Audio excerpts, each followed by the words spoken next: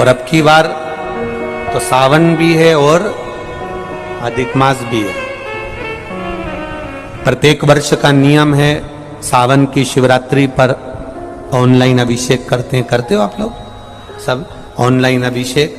अब की बार 2 अभिषेक रहेंगे, एक सावन की शिवरात्रि का रहेगा और एक अधिक मास भी जो 3 साल में पड़ता है उसकी भी शिवरात्रि का रहेगा।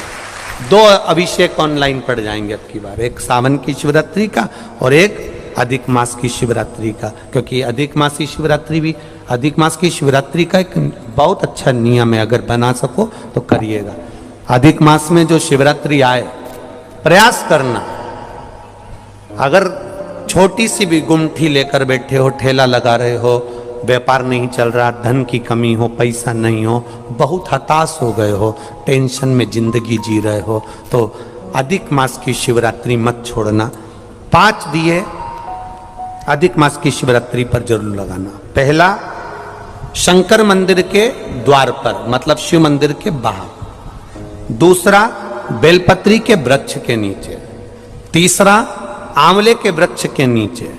चौथा नदी का घाट या कुएं का घाट या तालाब का घाट या सरोवर का घाट या आपके घर में कोई पानी का हंडा हो उसके पास में।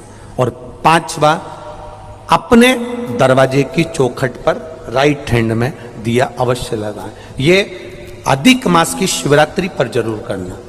जिंदगी में कितना भी धक्का खा रहे हो गए, भगवान हाथ पकड़कर खींचकर बाहर कर ही देगा। शिव तत्व को जाने। अभी क्या चल रहा है? सावन। हमने पहले कथाओं में कहा, आप लोगों ने स्मरण में रखा होगा, सब्सक्राइब बालाजी के भजन। 12 महीने शंकर जी को 1 लोटा जल चढ़ाओ, पर सावन के महीने में शंकर जी को जम के बोलो जरा, 2 लोटा जल चढ़ाओ। इस पुष्कर की ब्रह्मा शिव महापुराण की कथा का स्मरण करिएगा, थोड़ा सा ध्यान दीजिएगा। जैसे ये शिवलिंग है, ये जलाधारी है, ये यहां से जल नीचे जा रहा है। जलाधारी का जो मुख होता है वो उत्तर की ओर हो जाता है, ठीक है, समझिएगा जरा। अब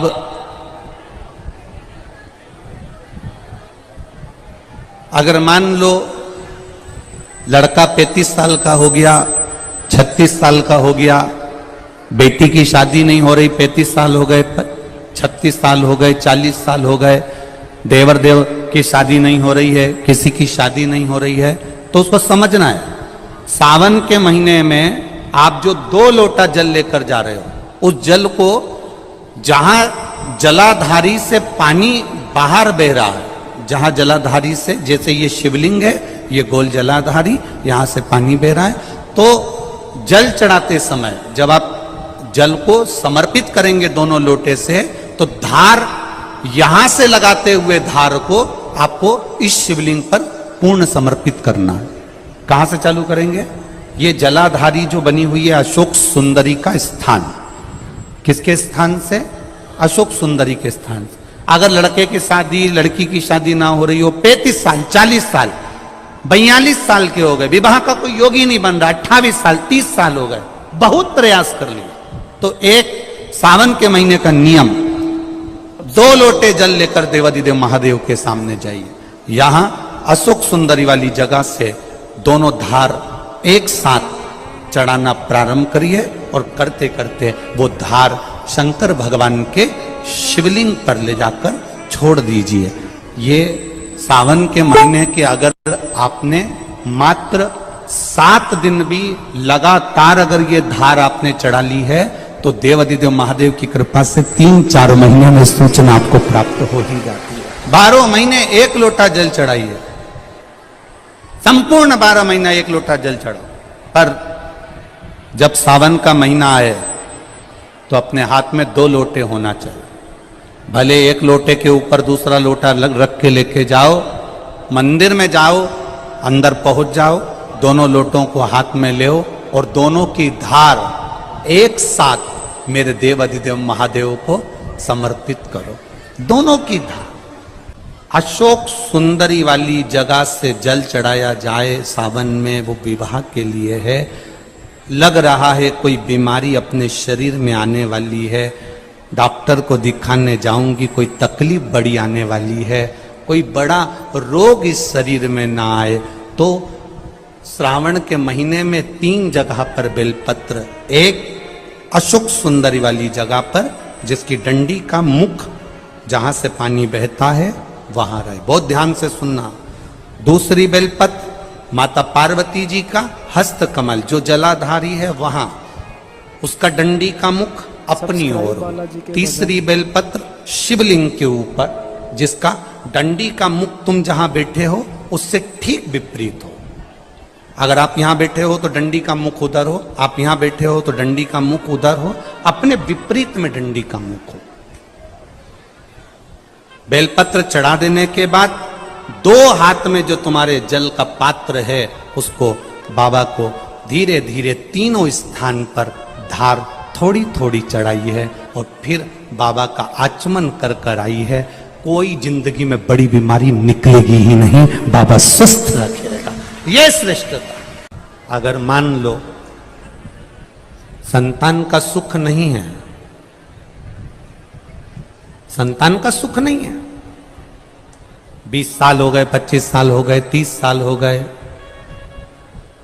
संतान का अगर सुख नहीं है तो शंकर का कोई भक्त मिल जाए, शिव का कोई उपासक मिल जाए, या कोई ब्राह्मण देव वेद शास्त्र का ज्ञान रखने वाले, अपने जीवन को सार्थकता में सात्विकता में जीने वाले, ऐसे ब्राह्मण को जोड़े से उनके बच्चों के साथ बेलपत्री के पेड़ के नीचे भोजन करा देना, खीर खिला देना, और उस खीर के भाग को पति पत्नी दोनों अवश्य पाना, उससे संतान का सुख भी मेरे बाबा प्रदान कर देंगे।